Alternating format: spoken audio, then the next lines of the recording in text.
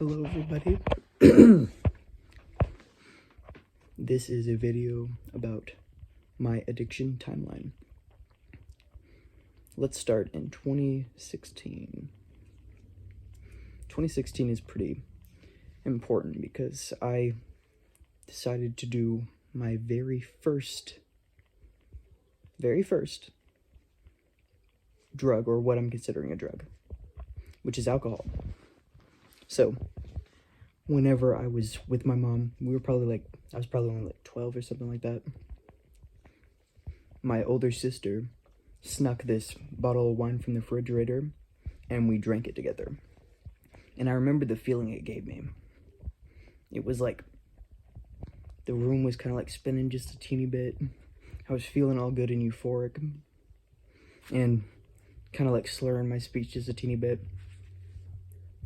And I liked it, but I didn't do it again for a really long time. But I went on to do more alcohol later on. Whenever I was in 2019, I think, is whenever I first tried DPH. Now, my first time I ever did it was 800 milligrams. And I blacked out, and it was pretty bad. I didn't really enjoy it, but I did it a few times after that point, and I stopped. And I didn't do anything besides, I started vaping at that point, and chewing tobacco. And I didn't do any other drugs for a while until I was about 18. Well, actually, I did drink a lot whenever I was like 16 and 17. I would drink like fists of vodka, steal like handles of rum and shit, wine, anything I could get my little hands on. I guess I was just always chasing something, I guess. Stealing beer, you know. But once I turned 18 is whenever I really started to experiment with DPH a little bit more. And I started taking it almost every day at that point because I was feeling very lonely.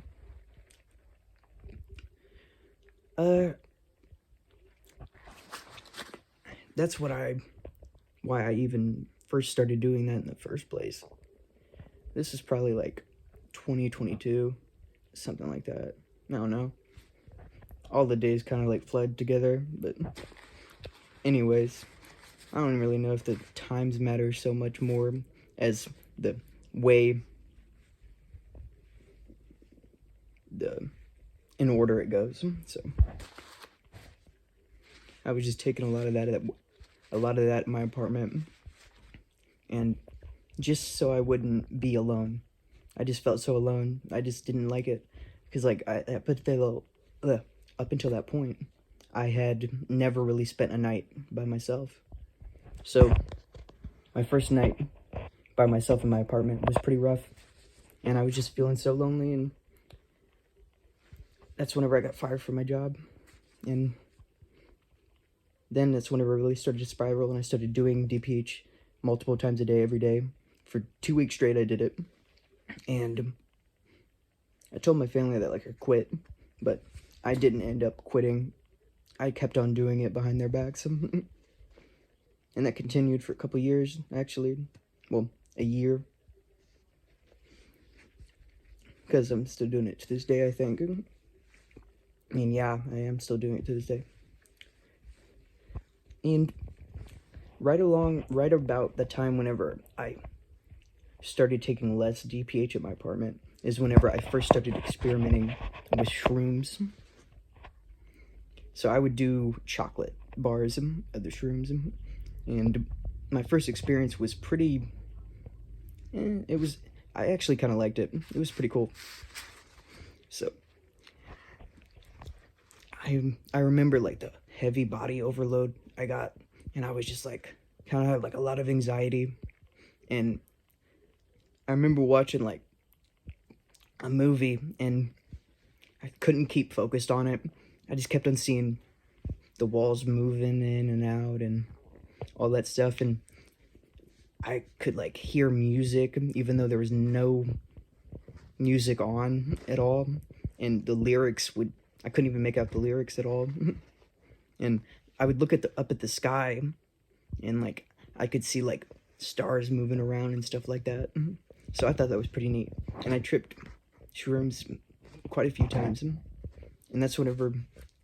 And while all of this, by the way, I was doing cards all the time. I had been doing cards since before I even turned 18. But I'm not going to go into detail on weed because that's going to be in a later video. But eventually, I wasn't at my apartment anymore, and I started spending a lot more time at my mom's. So that's whenever I first tried LSD or acid. And I never really liked the tenseness I'd get from acid, but it was so much better, and I had more positive experiences with it than shrooms, so I usually liked it a lot more. I do it in the form of blotters, usually, or really whatever they had available. I've done like 1 hit, 2 hits, 3 hits at a time, 4 hits one time, and I just remember everything being like shaky and like kept on feeling like something moving in my throat, and I would like move around like this, and like I could like see chasers out of everything. Everything was just like moving in and out, and that was whenever I was taking like a lot of it at one point. And it's crazy because I had never even tried DXM until like after I even tripped on acid. So the first time I ever tried it, I got the $5 boxes of cold and flu, and the bad thing was that it had acetaminophen in it, so it was really bad for me, and they were gel capsules, so they like opened up in your stomach. And my first experience with that was pretty bad. I took like 12 of them, and like I don't remember getting high because like I thought I wasn't getting high, but it just took longer for it to hit, I guess. And I like fell asleep, right? But then whenever I woke up, like it seemed like everything, like my whole body was like shaking, or like my eyes was just shaking all the time, because like nothing was staying still in the room. And like I could see like these visuals going around. I just felt like euphoric, but then I started throwing up because of the guafacine, or whatever that drug is. And it's pretty nasty. And like the other times I did that after that, I threw up too, but I stopped taking those ones, and I started doing the off-brand Quercetin cough and cold. I didn't do regular Quercetin cough and cold because it had acetaminophen in it, and the Dollar General brand didn't, and it also had like antihistamine in it, so I liked the mix, I guess. And I went on a binge for that after a while after I lost another job, because I was just so down in the dumps, I guess. And I did a lot. Like I remember my speech slurring almost like whenever I would drink, but it was like a lot more intense than that. Like I'd get these headaches all the time, and like I'd just like find myself like shaking. And like the thing was like I didn't think that like you could get like withdrawal symptoms on on that stuff, but I guess like my brain found a way. So if I didn't have it for a while, I would get headaches, and that's because whenever I stopped taking it, I just stopped cold turkey. I should have just like slowed down, and that's what I did eventually. I used to take a lot higher doses, but now I don't.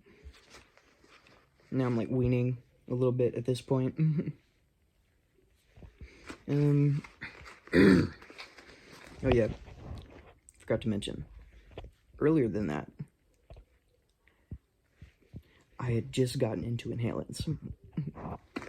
Whenever you do inhalants, it's like, it feels like, just to me, it's like my brain is like shaking in my head or something like that, and it's like, it's just getting overwhelmed, and like my head starts to shake like this, and then all the sounds start to like morph and change and stuff like that. And like if you're listening to music, it gets louder and then quieter and then louder and quieter, and then it's like you get this ringing in your ears, and it's really, really overwhelming. And I did that off and on for a while. I did like duster and like body spray, like anything. I was really stupid back then. And eventually I stopped doing that, and I did quit that because you're really just getting high off of brain damage, for real. Now, let's talk about Dramamine. Now, Dramamine is basically the same as diphenhydramine. It's diphenhydramine, but it has caffeine in it.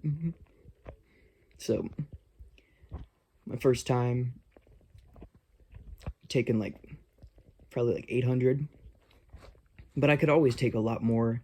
I could always take more Dramamine than I could Benadryl anyway, so I would go from like 800 to like 900 a gram, 1.2 grams, 1.5, 1.7.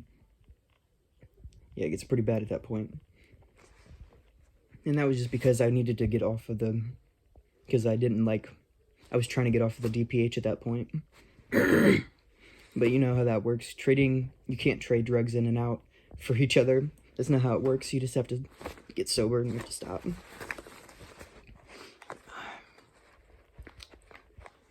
You know, I would have had a dependency whenever I was younger, because like I was on Adderall or like Vyvanse from about 7 years old to 16, and luckily I never got to the point where I was taking it recreationally, thank God, because that probably would have been a really, really hard thing to stop doing. But I was addicted to Seroquel for a while, because whenever I was in foster care, they put me in a residential, and in the residential, like, you always have to watch your back, and you always have to keep your eyes open, so like it's really hard to sleep, and all your doors are always unlocked and stuff like that. So they had to prescribe me sleeping medicine. So first it started out with like 100 milligrams of Seroquel, and then that wouldn't do anything for me because I had struggled with insomnia my whole life. And so I was like, this isn't working for me. So I would sleep a little bit, and then I'd wake up in the middle of the night, and then they upped it to 200, and then eventually 300, and then I got up to 400. And at that point I was like, I guess like I realized that like maybe it was a little bit too much, but I didn't know that like that was getting me high. Like, it made my eyes red really, really bad. It made me so drowsy. Like, I could, if I took like 200 milligrams of it, I would just like fall asleep. You couldn't even stop yourself. Yeah, but I remember like whenever I used to take it, like I couldn't, like, it was like whenever I tried to eat, or if I tried to like fight the sleep, and I tried to eat, like, it's like my throat was like paralyzed. I couldn't swallow or anything, so I always had to keep water by my bed.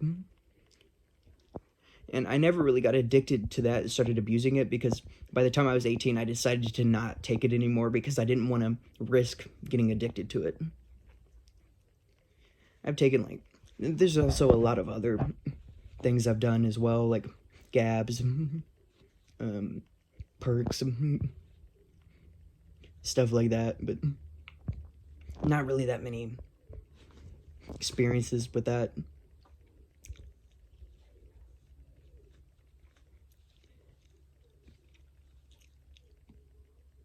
I think that's pretty much it. Well, edibles, I had done edibles too as well.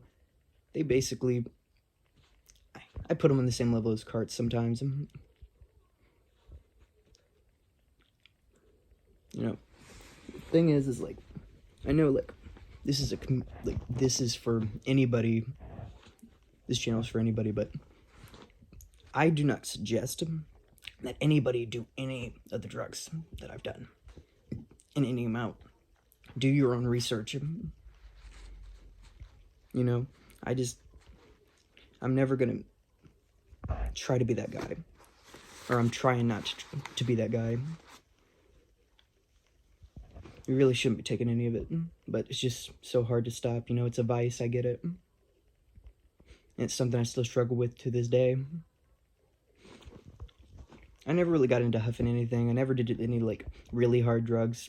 Never did, like, meth. Well, technically, like, Adderall and Vyvanse were basically that, but whatever. Nutmeg, too. I forgot about nutmeg. I only did that, like, a few times. It was kind of a weird feeling, but not much. So I wasn't really that addicted to it. And then I started to get into Kratom. I have been taking that for a couple years. Actually, I just stopped a week ago. You know. But it was really, really hard. It's like, I don't even know why I started doing it anyway. It was just like a false sense of security because, like, I thought it was doing something for me, but it really wasn't. So I was just spending a lot of my money on it. It was more of like a psychological addiction, in my opinion. Because, like, I never really had any feelings towards it.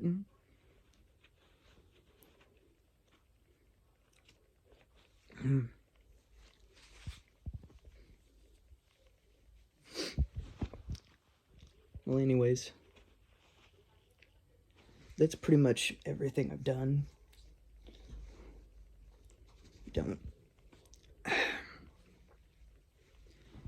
I know that wasn't really like much of a timeline, but like I kind of put it in order for you. This is just all the drugs I've done. So, like and subscribe.